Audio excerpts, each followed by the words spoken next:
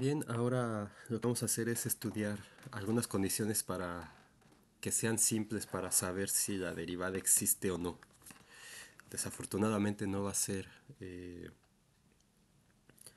una condición necesaria y suficiente, simplemente va a ser una condición suficiente para poder, suficiente pero y sencilla, para determinar si una función tiene derivada en un punto o no. Y antes de, por lo que va a ser una clase un poco larga. Entonces, dependiendo de cómo vayamos avanzando, puede ser que divida la clase en un par de videos, quizá, de una hora. Bueno, solamente una acotación que voy a poner aquí justo para empezar ya a hacer cálculos de manera simplificada. Nosotros vimos que la derivada parcial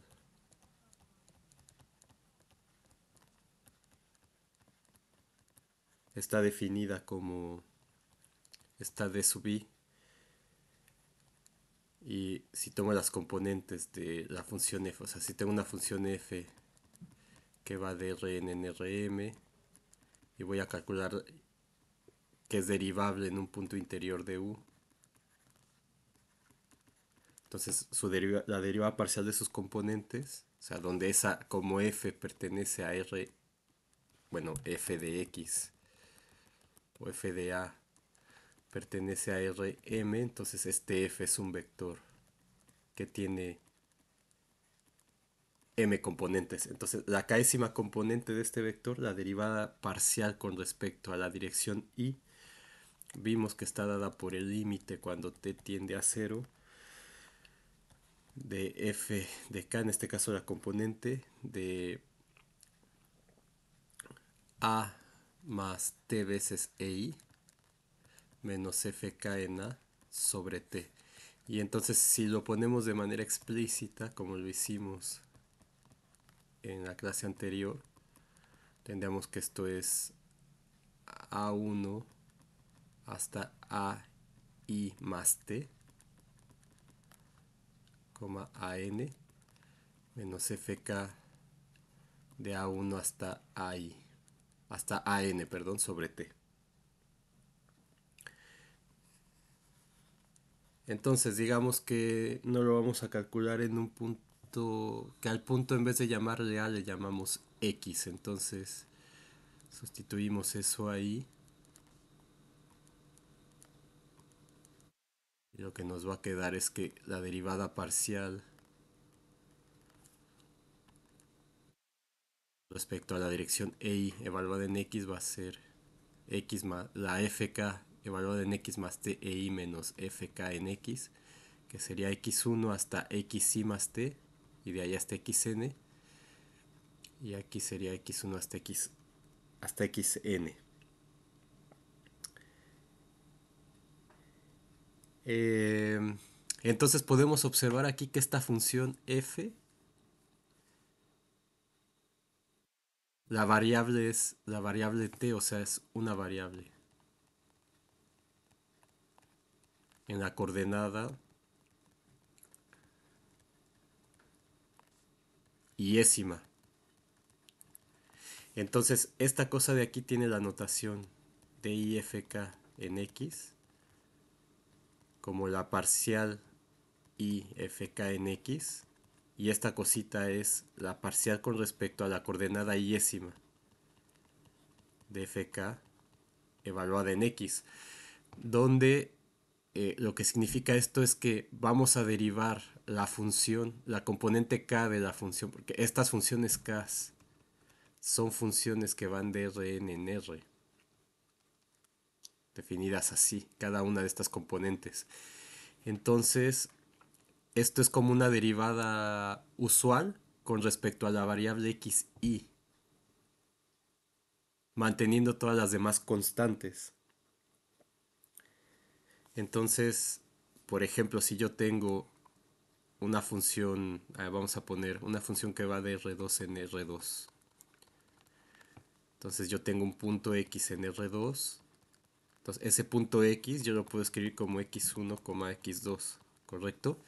y defino la función f de x como, no sé, por ejemplo, x más y, bueno, le estoy poniendo x1, x2, x1 más x2,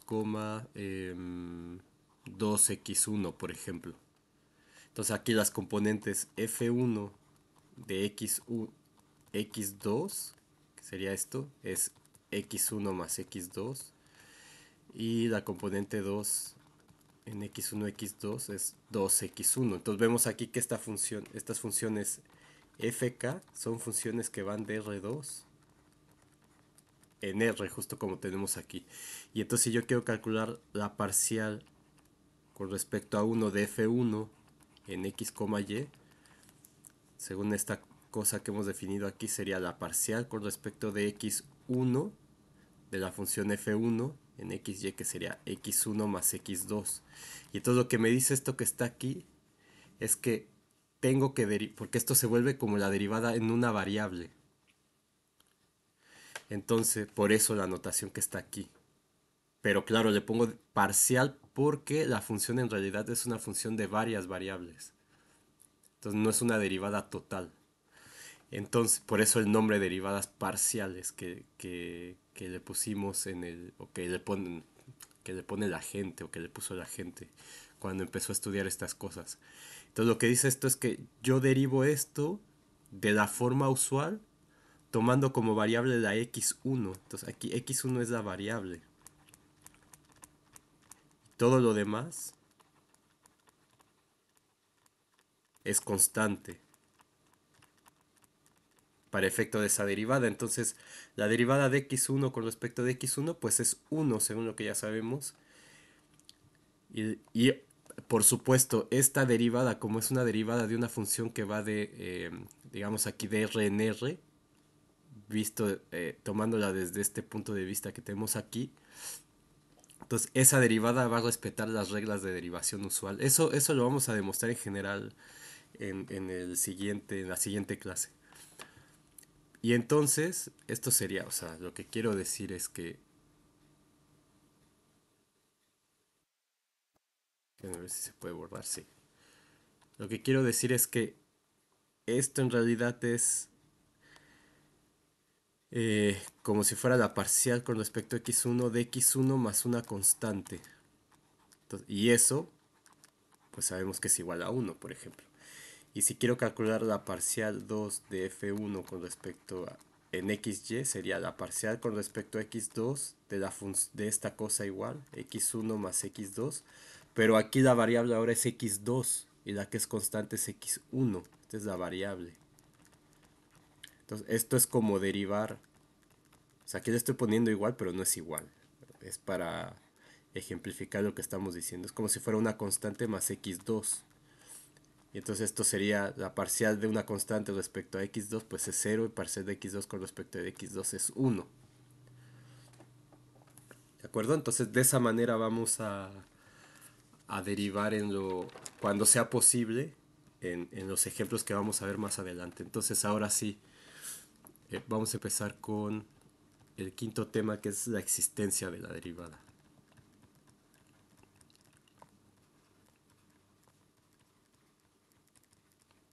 La existencia de la derivada. Entonces lo que vamos a hacer es eh, establecer una forma práctica para saber si la derivada de cierta función existe o no. Y las derivadas parciales son lo suficientemente sencillas para trabajar como vemos aquí, porque en realidad son derivadas de una función con respecto a una variable, respecto de la cual se está tomando la derivada parcial. Entonces vamos a mostrar que hay una condición lo suficientemente simple basada en el comportamiento de esas derivadas parciales, lo cual nos va a dar una condición para que exista la derivada en general de la función f. Entonces, para eso, lo que vamos a hacer es demostrar primero un lema que nos va a decir que la existencia de la derivada de una función de Rn en Rm se reduce a la existencia de las derivadas de sus componentes, es decir, la existencia de la derivada de esta función f en general. Esta función va a ser derivable si, solo si, cada una de estas es derivable también. Y eso nos va a ayudar a demostrar el teorema que queremos en esta sección. Entonces, poner lema 5.1, 5.5.1, si f definida en un subconjunto de Rn en Rm y A es un punto interior de U, entonces f' de A existe si, solo si, eh, las derivadas de sus componentes, bueno, aquí lo voy a llamar J, de fj' en A existe para todo j desde 1 hasta m, que es lo que acabo de decir. La derivada existe, si la derivada existe, entonces las derivadas de sus componentes tienen que existir, condición necesaria y suficiente. Entonces es suficiente eh, que la derivada exista para que las componentes sean derivables también. Y si las componentes son derivables, entonces la derivada de la función existe. Entonces vamos a demostrar esto, que va a ser un ejercicio de acotación como esas cosas que hemos hecho eh, desde la parte de continuidad. Entonces, claro, ponemos C, A, F, eso no lo voy a escribir. Entonces supongamos que la f' de A existe. Entonces, si la f' de A existe, esto implica por definición 5.1 que para toda epsilon mayor que 0 existe un delta mayor que 0 tal que la norma de f de x menos f de a menos f' de a evaluada en x menos a es menor o igual que epsilon por la norma de x menos a para toda x que pertenece a la bola de radio delta centrada en a. Entonces, donde la definición nos dice que esta f' de a es una función lineal de Rn en Rm. Es lineal. Entonces, ahora lo que tenemos que demostrar es que cada una de estas componentes cumple con esto también, usando el hecho de que la función completa es diferenciable. Entonces, eh, esta función lo que hace es tomar un vector en Rn y mandarlo a f' de a evaluado en u. Pero esta f' de a, digamos, esta cosa la puedo ver con una L. Y entonces digamos, me lo va a mandar a L de u. Y esta cosa va a ser un vector en Rm, es decir, va a tener estas componentes. L1 hasta Lm en u. Entonces, si cambio la L por la derivada, lo que me dice esto es que f1' a en u, fm' a en u es un vector en Rm. Ahora, esta función es lineal porque la función es diferenciable. Entonces, como f'A es lineal, eso significa lo siguiente, que f'A, que es la L, entonces esta veanla como una sola cosa, si se les complica, es f' en A, todo esto es la L. Entonces, si eso lo evalúo en alfa u más b, la linealidad me dice que esto es igual a alfa por f'A en u más f'A en b. Entonces, si escribo esto en la forma extendida, esto me queda igual a alfa por f1' en a evaluado en u, fm' evaluado en u, y eso más f1' evaluado en b, la componente fm' de a evaluado en b. Y esto, si meto el alfa, esto me queda como alfa por f1' a en u alfa fm prima a en u más esto de aquí.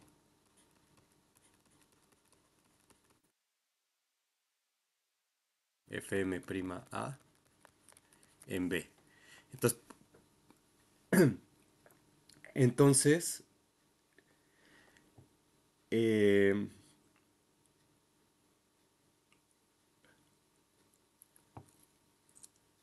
lo que tenemos es que esto me quedaría como alfa f1 prima en a u más f1 prima a en u por la suma vectorial. Esto me queda alfa fm prima a en u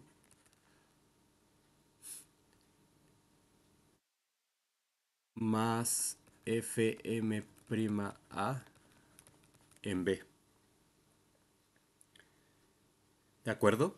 Pero por otro lado, esto que está aquí, entonces por otro lado, f prima a evaluado en alfa u más b es lo mismo que f1 prima a evaluado en alfa u más b y fm prima a evaluado en alfa u más b. Entonces, como esto es igual a esto de aquí, entonces esto implica que alfa f j prima de a en u más fj prima a en u, o sea, cualquier componente de estas tiene que ser igual a la componente respectiva acá, f j prima de a evaluado en alfa u más b. Entonces, esto lo que me dice es que las FJ que van de Rn a R son funciones lineales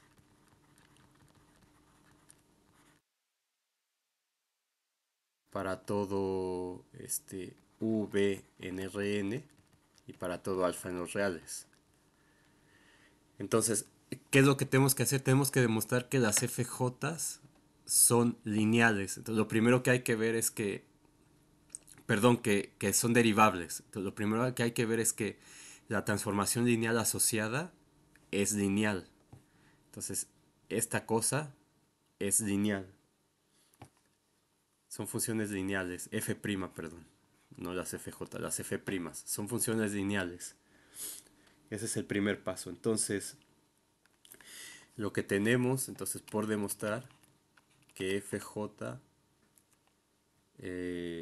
cumple la definición 5.1.1 de diferenciabilidad, porque eso es para funciones de Rn en Rm. Entonces, en este caso, para m igual a 1.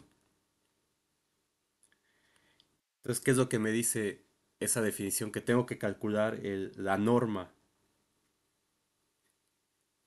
de la componente jésima. Entonces, f de x menos f de a menos f' a por x menos a.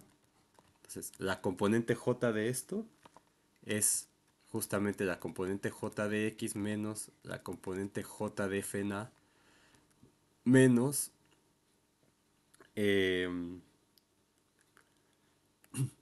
f j prima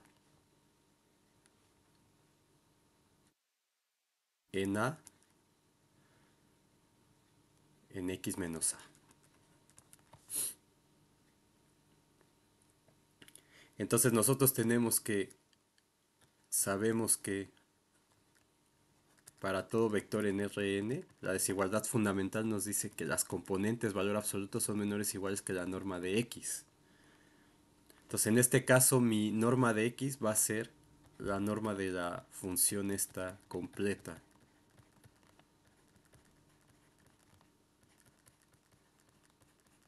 Y esta cosa entonces, por esta desigualdad, es mayor o igual que el valor absoluto de fjx menos fja menos fj prima x menos a. Valor absoluto. Ah, se ve horrible.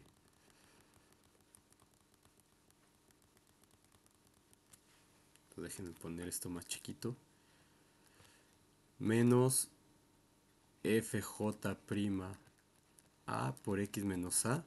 Esto es menor o igual que esta norma. Pero esta norma, como F es diferenciable, es menor o igual que epsilon por la norma de X menos A. Para toda X que está en la bola de radio delta centrada en A. Entonces lo que tenemos aquí es que FJ de X menos FJ en A menos FJ' de A en X menos A valor absoluto, porque estas son funciones reales, es menor o igual que epsilon por la norma de X menos A para toda X que está en la bola de radio delta centrada en A. Entonces, ¿qué tenemos? Que para todo epsilon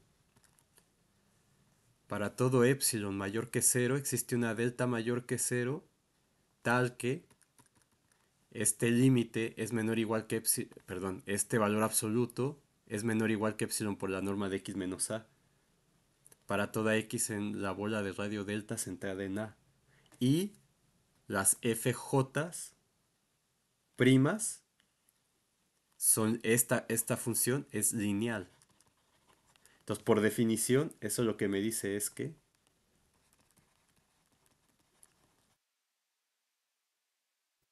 FJ de A, o sea, FJ más bien definida desde Rn a R, es diferenciable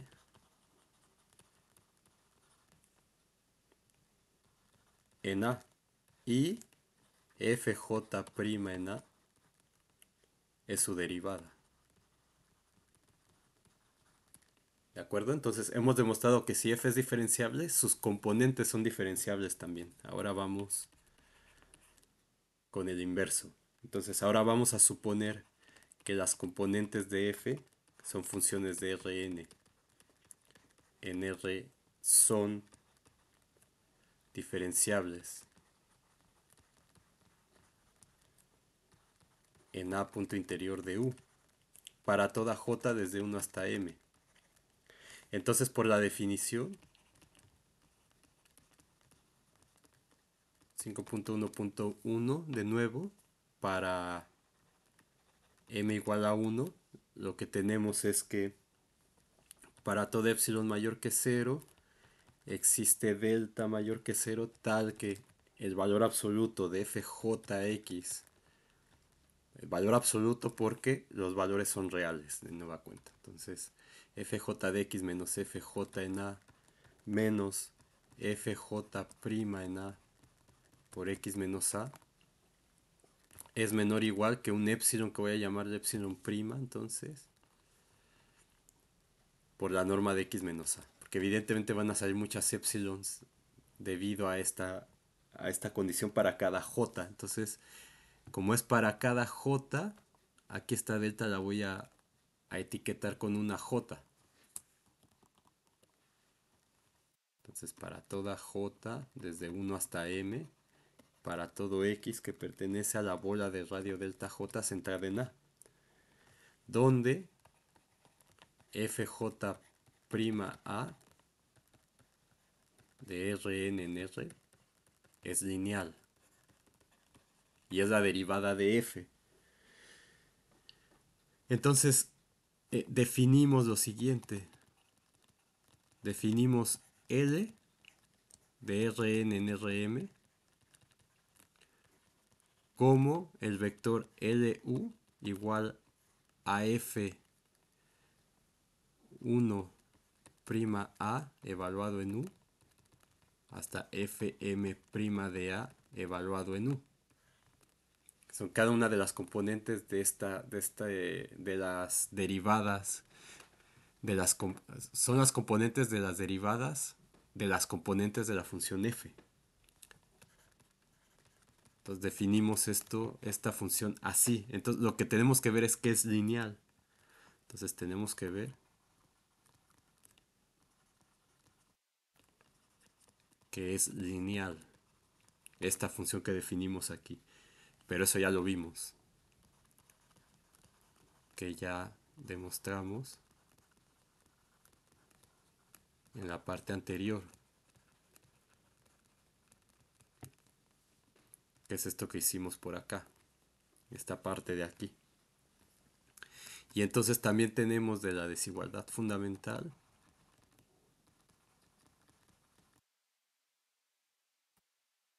pues que decía, que yo creo se preguntaban, ¿y eso para qué sirve? Bueno, aquí ya hemos visto muchas eh, úti- cosas útiles con esta desigualdad. Y este era menor o igual que la raíz de n por el máximo sobre i que pertenece a 1 hasta n de los valores absolutos de xy, o el máximo de x1, x2, x3 hasta xn.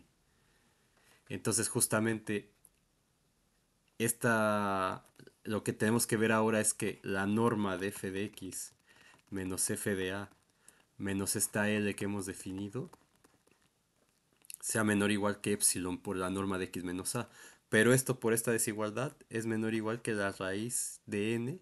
Bueno, en este caso como estamos en R, este, como es una función que va de Rn en Rm, entonces aquí la f, este vector vive en Rm, entonces aquí esta n es la dimensión del espacio que estoy tomando. Aquí acuérdense que este x pertenece a Rn. Y aquí todas estas, f de x, f de a, L de x menos a, pertenecen a Rm. Entonces aquí tiene que ir raíz de m por el máximo de las componentes de esto. O sea, de fj de x menos fj en a menos lj en x menos a. Donde estas LJ son estos de aquí, es el FJ' de A evaluado en X menos A. Y entonces este máximo es menor o igual que cualquier componente de estas. Entonces, esa es por la propiedad del máximo que ya explicamos anteriormente. Entonces, si el máximo es cuando J vale I, entonces todos los demás van a ser menores que ese. Y el que es igual es para J igual a 1. Entonces, esto es menor o igual que raíz de M por valor absoluto de fjx menos fja menos lj de x menos a. ¿De acuerdo? Pero esta cosa, las fj son derivables porque esto es igual a raíz de m por valor absoluto de fjx menos fja menos fj'a de x menos a. Y estas, por hipótesis, son menores o iguales. Entonces raíz de m sigue estando menores o iguales que epsilon prima por la norma de x menos a. Y entonces tomando epsilon prima igual a epsilon entre raíz de m, tenemos que esto sería raíz de m por epsilon entre raíz de m por norma de x menos a. Y esto sería igual a epsilon por norma de x menos a. Entonces, ¿por qué puedo hacer esto? Porque la derivabilidad de esto me dice que es para toda epsilon. Entonces, en particular para epsilon prima igual a epsilon entre raíz de m. Entonces, por lo tanto, esto ya me dice que, por la definición, f es diferenciable y L igual a f' de a es su derivada. Entonces, este lema, un lema sencillo de probar, nos dice que si f' de a existe, entonces las derivadas de sus componentes existen. Y si las derivadas de las componentes existen, entonces la derivada existe también. Entonces, bueno, aquí me falta decir quién es delta, por supuesto. Con delta que tiene que ser el mínimo de las deltas. Este, que tomamos, porque acuérdense que eso es para cada componente. Entonces era para toda j desde 1 hasta m. Entonces voy a tener m deltas. Y entonces, ¿cómo aseguro que esa condición se cumpla? Para todo x que pertenece a n delta centrada en a, que esa delta sea el mínimo de todas las demás. Bien, Entonces, ahora vamos a ver la siguiente definición, que es en cierto sentido similar a la que vieron en cálculo uno. Entonces, dada una función f de Rn en Rm y un subconjunto de U, entonces vamos a decir que f pertenece a C' de A, va a significar, o sea, sí, solo sí, f pertenece a C' de A, sí, solo sí, todas las derivadas parciales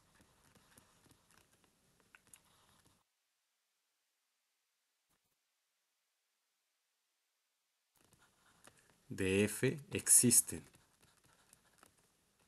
para todo x en A. Y si vamos a decir que f pertenece a C1 de A, sí, solo sí, todas las parciales existen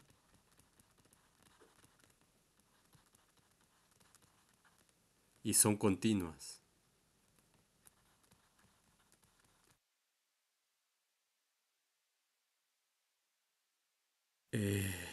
para todo x en A. Entonces en cálculo uno tenían una función de R en R, era f pertenecía a C de A, si f era continua,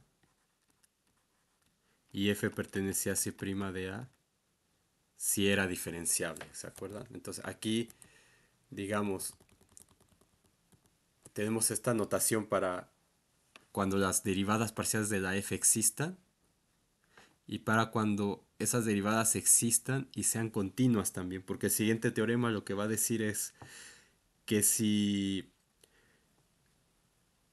tenemos una función f cuyas derivadas parciales existen en una vecindad de un punto A, y si la función, las derivadas parciales en ese punto son continuas, entonces la derivada va a existir. Eso es lo que me va a decir el teorema.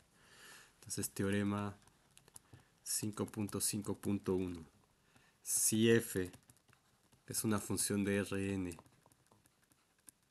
en Rm, A es un punto interior de U, y si para alguna delta mayor que cero,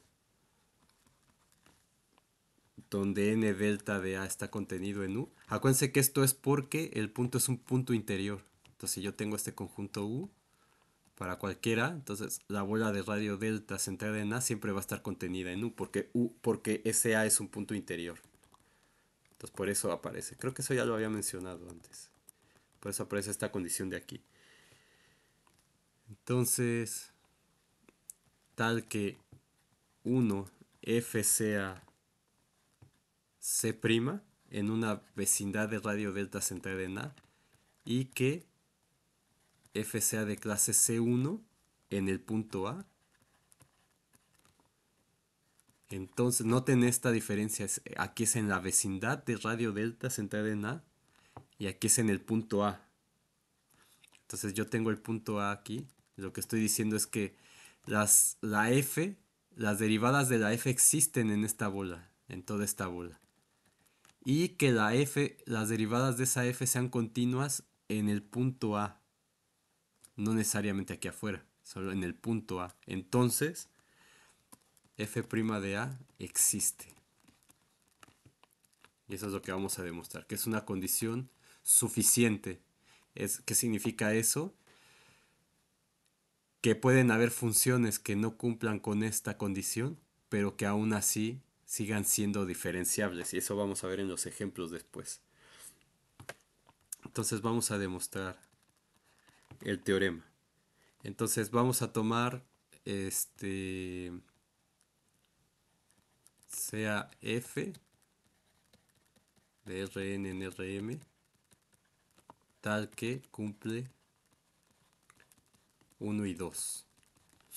Ahora, utilizando el lema anterior, como es diferenciable, eso implica que sus componentes son diferenciables, ¿verdad? Entonces eso implica que f, vamos a llamarle fl, de Rn en Rm cumplen con uno y 2. Entonces, la f la estamos tomando como la f1 de x1 hasta xn, f2 de x1 hasta xn, fm de x1 hasta xn. Y lo que estamos diciendo es que la componente, bueno, si quieren vamos a ponerla aquí. En vez de esa f2 vamos a poner f1, f2, f3, etcétera, fj, fl de x1 hasta xn, fm de x1 hasta xn. Entonces lo que vamos a hacer es ver las componentes de la f. Entonces lo que tenemos que demostrar es que la L de Rn en R, definida como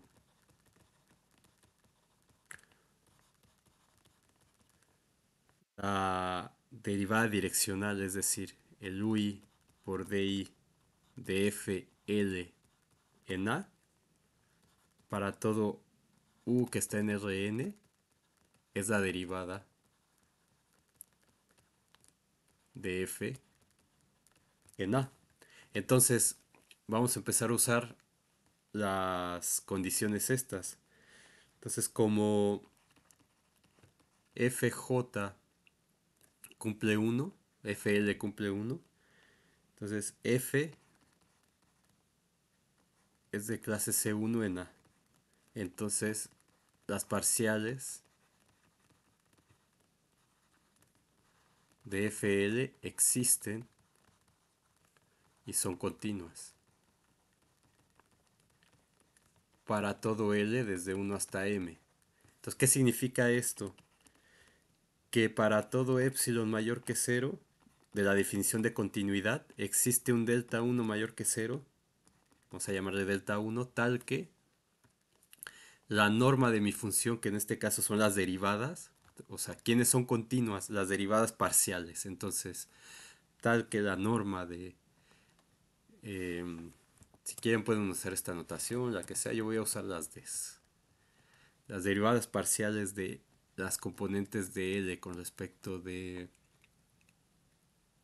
I menos las derivadas parciales de FL con respecto de I evaluadas en A, que sería el límite por continuidad, es menor que, vamos a decir, un epsilon prima. Para toda X que pertenece en la bola de radio delta 1 centrada en A, que está contenida en U. Porque el A es un punto interior de U.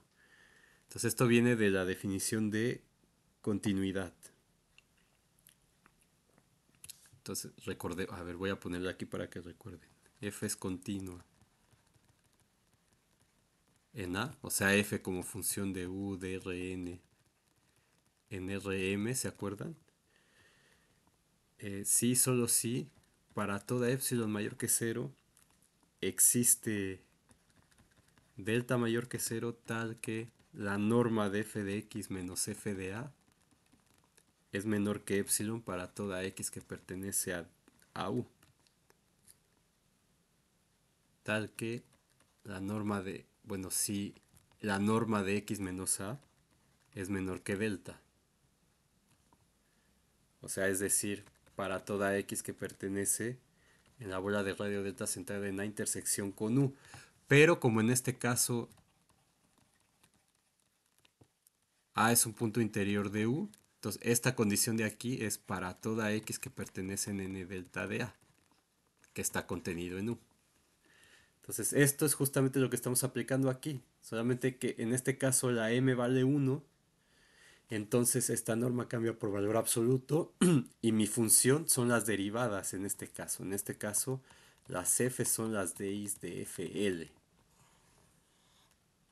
las funciones que son continuas. ¿De acuerdo? Y eso es lo que estamos aplicando aquí.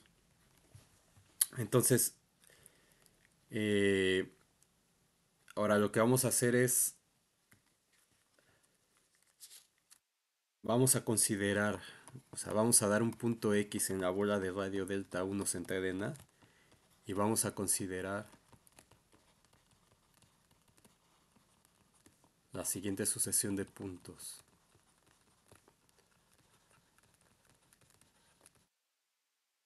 donde la idea va a ser usar el teorema del valor medio de cálculo 1.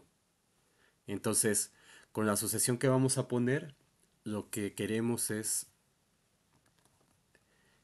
encontrar una función de una variable, que es justamente lo que dan las derivadas parciales. Entonces, para ejemplificar lo que vamos a hacer, digamos que estamos en R2, XY. Entonces tenemos un punto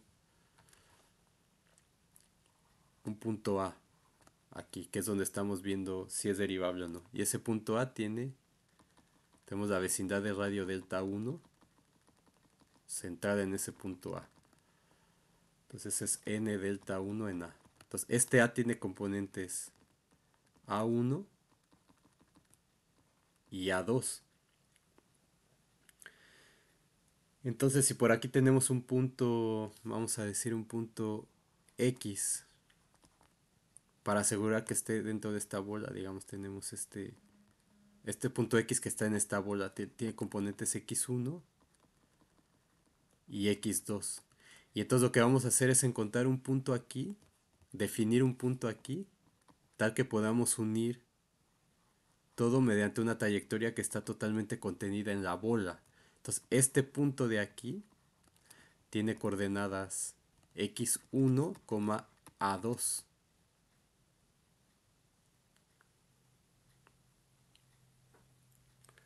¿De acuerdo? Entonces, y ese segmento va a estar totalmente contenido aquí. Eso lo tenemos que demostrar, evidentemente, después de definir cómo son esos puntos, pero esto nos da la pauta. Entonces vamos a definir U0 que sea el punto X. Y ese es el punto normal, X1 hasta Xn. Luego el punto U1 va a ser el punto que va a tener esta coordenada constante con el punto A, que sería, por ejemplo, el A1. Entonces, en este caso puedo tener este otro punto acá. Este punto que tiene coordenadas A1, X2. Entonces, A1. Sí, perdón. Vamos a tomar ese en vez del verde. Entonces, déjenme borrar el verde. Para que quede como lo voy a definir aquí. Entonces, déjenme quitar este. Se puede usar este también y definirlos como al revés, digamos. Pero vamos a usarlo en la forma tradicional. Entonces yo tengo este segmento de línea que une los puntos A y X, tomando como escala este punto de aquí, A1, X2. Entonces ese A1, X2 le voy a llamar, en general sería A1, X2 hasta Xn. Si estuviera en tres dimensiones, tendría un punto A2 que tendría coordenadas A1, A2, X3. Y entonces eso me lleva a generalizar esto al... Entonces el U2 va a ser A1, A2, X3 hasta Xn. Entonces el n-1, o sea, el anterior va a ser A1 hasta, que sería este, en el caso de R2, que coincide con este de aquí. A1 hasta AN-1, Xn. Y el último, que va a ser el punto A. Entonces, por ejemplo, si yo estoy en R3 y yo tengo mi punto A, aquí tengo esta esferita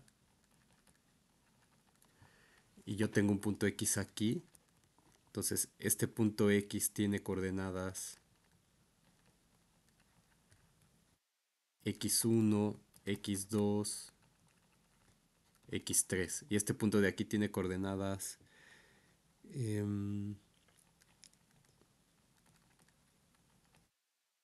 A1, A2, A3. Y entonces tengo los dos segmentos de línea ahí. El que une el U1, que es A1, A1 con X2, luego con X3, o sea, un segmento que une como de aquí para acá. Bueno, aquí es difícil de ver, pero se entiende la idea. Si generalizo esto a más dimensiones, me va a salir otra línea, que sería el siguiente vector de aquí. Pero todos ellos tienen que estar contenidos en esa bola. Entonces, entonces la norma de UJ, como lo hemos definido. Ah, bueno, y cómo les puse los índices. Voy a poner los índices arriba para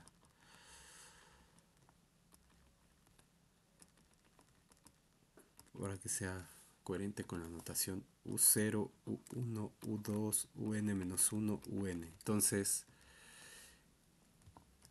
tengo que la norma de UJ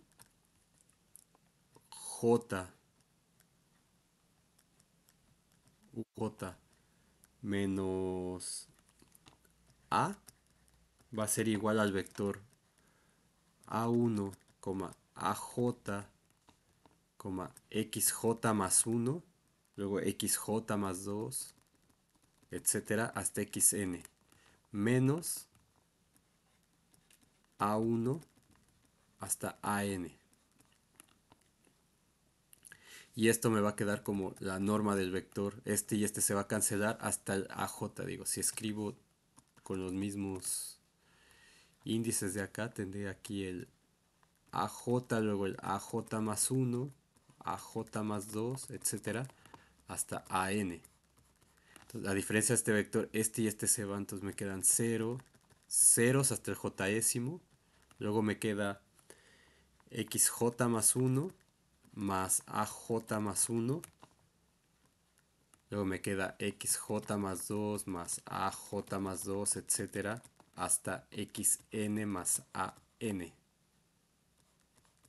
Y la norma de este vector en R2, en Rn, perdón, la norma euclidiana es entonces la raíz cuadrada de los productos de estos al cuadrado. Entonces, estos no cuentan, cuentan a partir del j más 1. Entonces, aquí voy a poner la suma para tener bien presente desde dónde parte. Entonces va a ser la suma desde igual a 1, desde igual a j más 1 hasta n de xy menos ai al cuadrado. Y esta norma, entonces, es menor o igual que la norma de x menos a.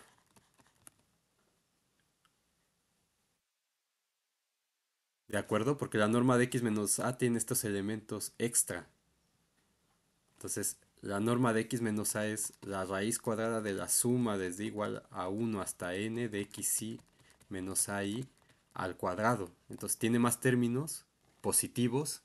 Entonces, eso es mayor que esto de aquí, evidentemente. Pero esta norma de x menos a, este x está en la bola de radio delta. Entonces, esto es menor que delta, pues x pertenece a n delta de a. Entonces, esto significa que la norma de uj menos a es menor que delta, es decir, que los UJ pertenecen a la bola de radio delta centrada en A para toda J desde 1 hasta N. Entonces hemos demostrado esto que vimos en el dibujo, que todos esos elementos que hemos definido aquí están adentro de esta bola. Entonces podemos hacer lo siguiente. Entonces recuerden, voy a poner el teorema del valor medio para que tengamos claro por qué estamos haciendo esto. Teorema del valor medio, en cálculo 1 lo que dice es que si f es continua en el intervalo cerrado AB y es derivable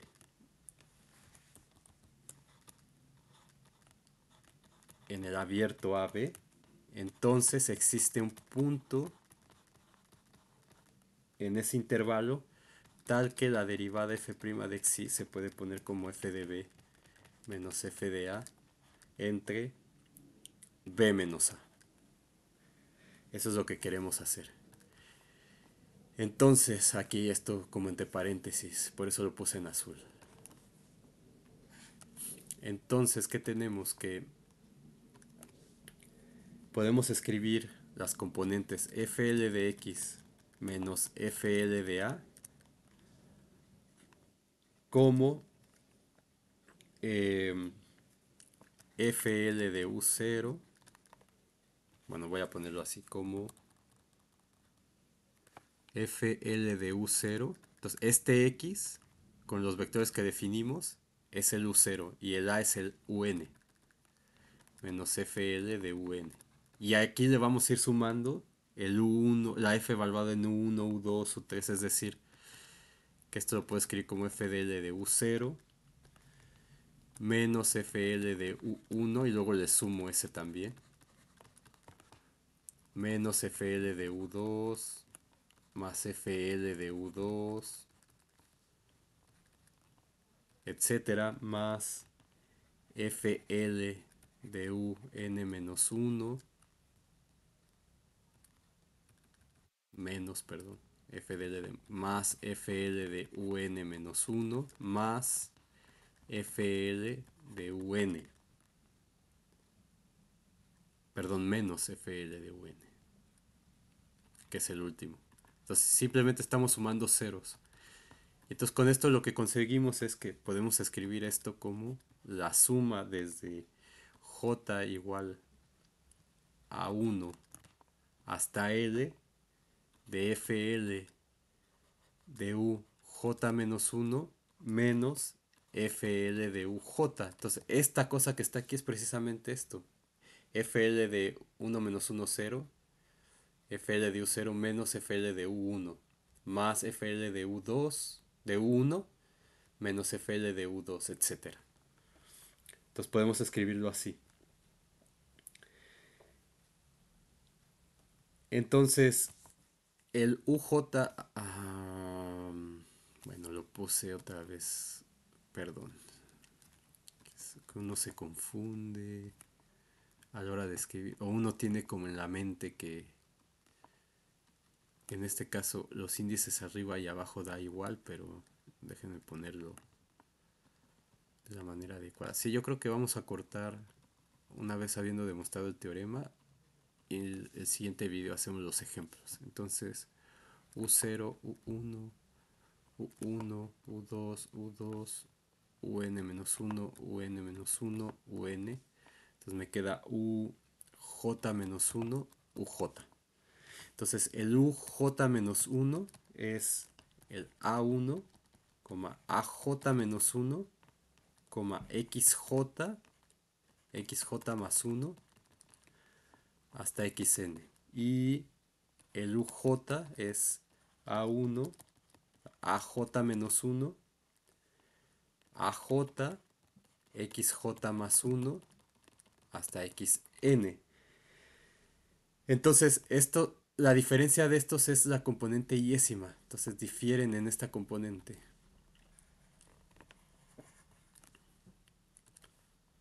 Entonces, difieren solo en la componente yésima. Entonces, por un lado, uno tiene la XJI y el otro tiene la AJ. Entonces, esa es la única variable.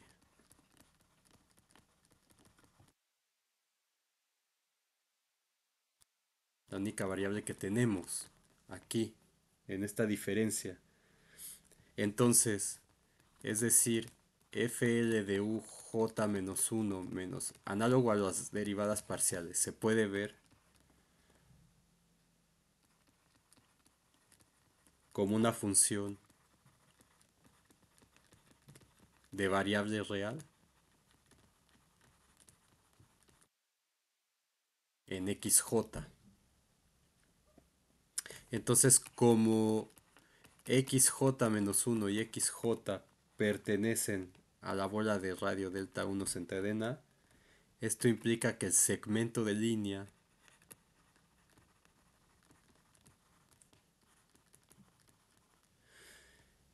que une xj-1 y xj está también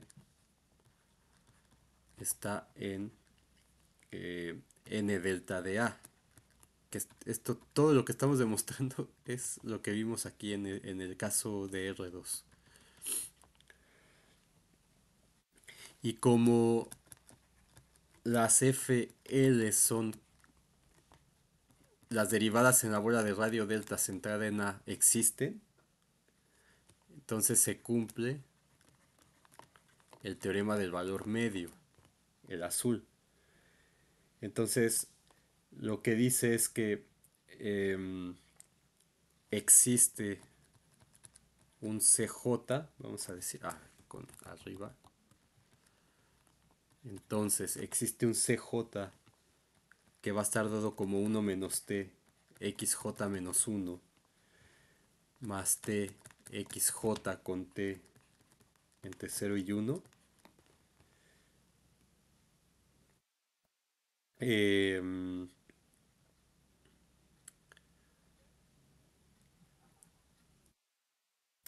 Tal que o sea, nosotros tenemos, ¿dónde está? Esta f' aquí, y esto lo podemos escribir como f' de xi por b menos a igual a f de b menos f de a. Entonces lo estamos aplicando en los puntos uj menos 1, uj.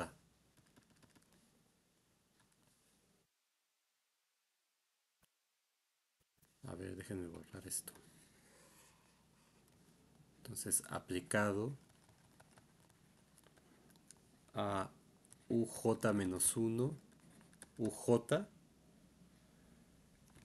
y a y la derivada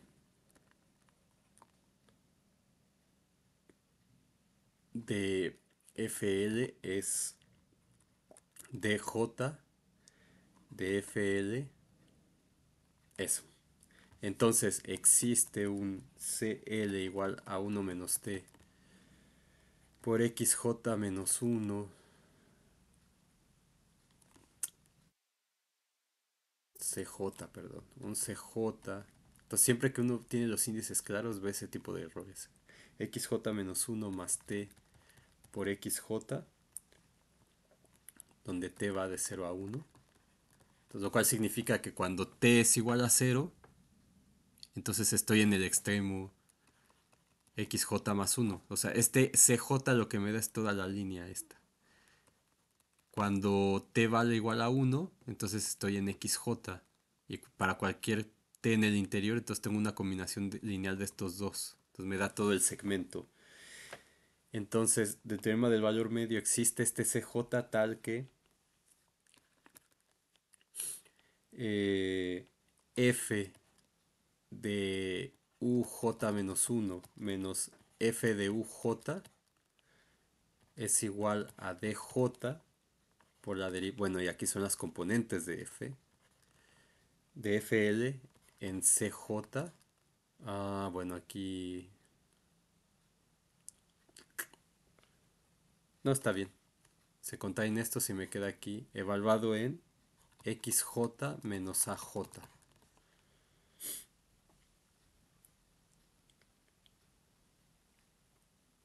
Los extremos.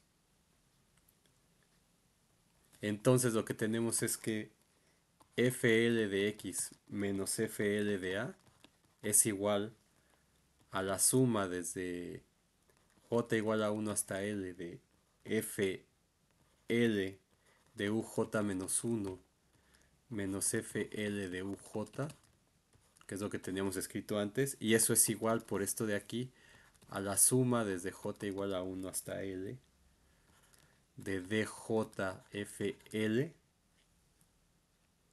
perdón, hasta l hasta n,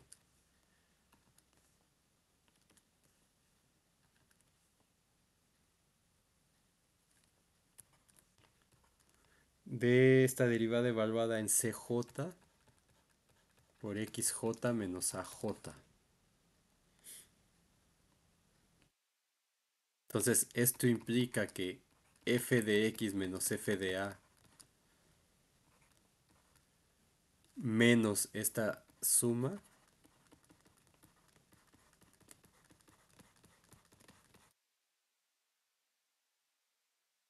es igual, esto de aquí es igual a la suma desde j igual a 1 hasta n de dj de fl en cj por xj menos aj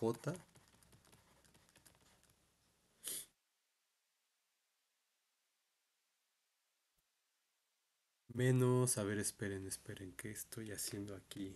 Hay algo que tengo como raro. FL de X es esta suma.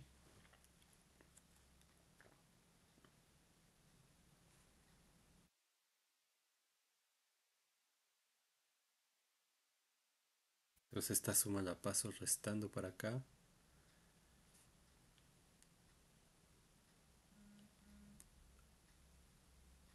Ah, claro, pero es que esto... ¿Qué estoy poniendo aquí? JL o J.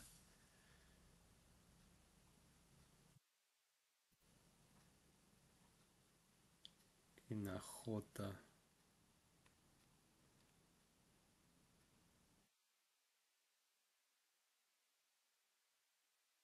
Y perdón, aquí sería esta derivada evaluada en A, perdón. Y entonces me queda esto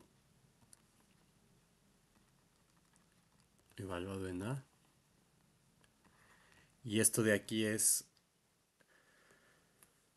esta suma en CJ menos la suma desde J igual a 1 hasta N de DJFL en A por XJ menos AJ.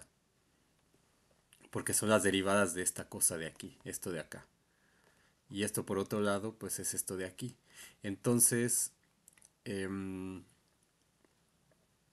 esto es igual a la suma desde J igual a 1 hasta N de DJ de F LCJ menos DJ de FL en A por XJ menos AJ. Y ahora como J, como CJ por el teorema del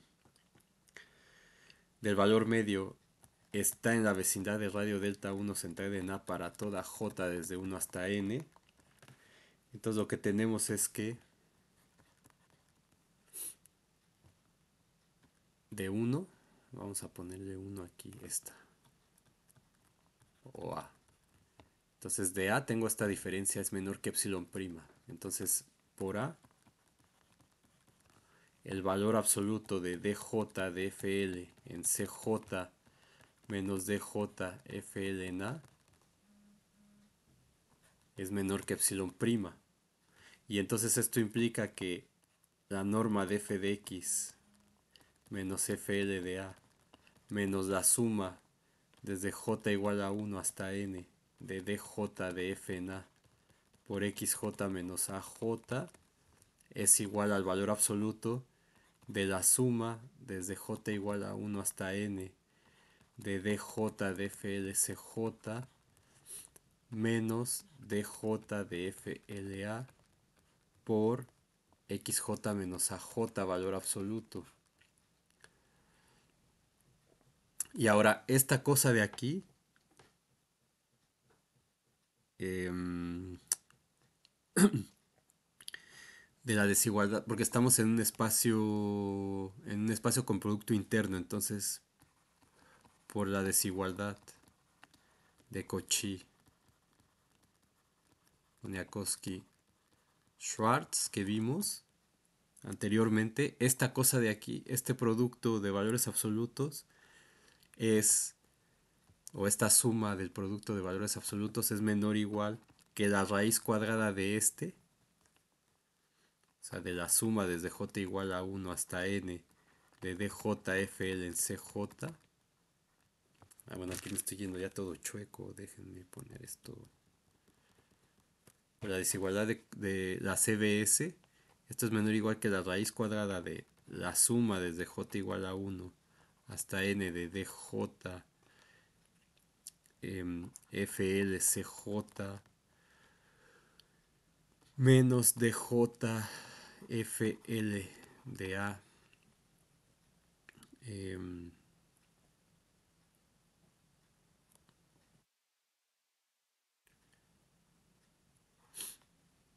al cuadrado por la raíz de la suma desde j igual a 1 hasta n de xj menos aj al cuadrado. Entonces es por la desigualdad CBS. Esto es menor, esto de aquí es menor que, esa norma es menor que la raíz de n por epsilon prima al cuadrado, según lo que tenemos en A, por esta cosa de aquí que es la norma de x menos A. Y entonces lo que hay que tomar es, esto es menor. Entonces hay que tomamos epsilon prima igual a epsilon entre raíz de n. Entonces justamente para que epsilon prima al cuadrado me quede epsilon al cuadrado entre n se cancele y entonces me quede lo que queremos. Entonces esa epsilon prima la tomamos desde acá así. Por eso le llamé epsilon prima. ¿Dónde está? Aquí. Entonces aquí podríamos poner sea epsilon prima igual a epsilon entre raíz de n. Y entonces lo que tendríamos aquí es que, no sé si están siguiendo la discusión, no hay problema con que borre eso. Eso es igual a raíz de n por epsilon al cuadrado entre n por la norma de x menos a. Y esto es igual a epsilon por la norma de x menos a. Donde L sub L de, bueno, aquí se ve, donde f' de a sub L es, no, sí, vamos a dejarle la U con la L sub L, la componente lésima de L, que va de Rn en R, es L de U, bueno, definida como esto, como lo definimos antes. Ya acabamos, solamente estoy poniendo esto para dejar las cosas un poquito más claras. De DJ de FL de A U J para todo U en Rn. Es lineal, como ya probamos anteriormente. Entonces, por lo tanto, esto implica que FL es diferenciable en A y L es su derivada. Y entonces, por el lema anterior, si sus componentes son derivables para toda, aquí es diferencial para toda L chiquita desde 1 hasta M. Y entonces, por el lema anterior, eso implica que em,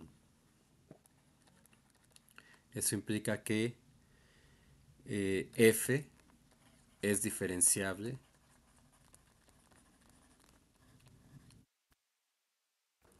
en A. Y con eso hemos demostrado esa condición suficiente, pero no necesaria. Entonces, eso lo vamos a ver con algunos ejemplos que vamos a discutir en la segunda parte de esto.